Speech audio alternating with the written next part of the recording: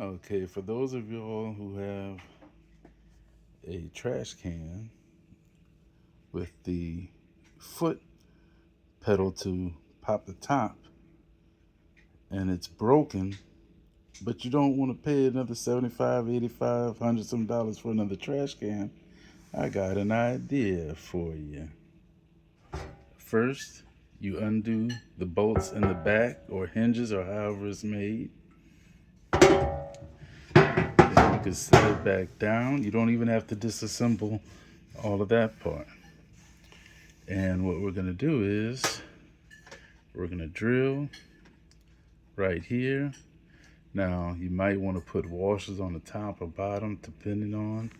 You might want to get it centered real good, but we just cleaned up this old trash can. We're going to do this and drill this down. I don't have a way to hold it and film at the same time, so what we're going to do is I'm going to pause it, drill it on there, show you how it works.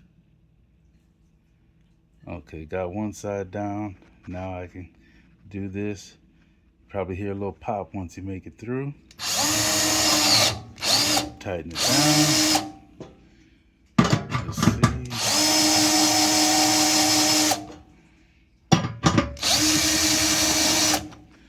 Doesn't have to be perfect, just has to work, right? This is just a quick fix, save you some money so you don't have to spend another $100 some doing this, getting you a whole nother trash can and nothing wrong. Voila.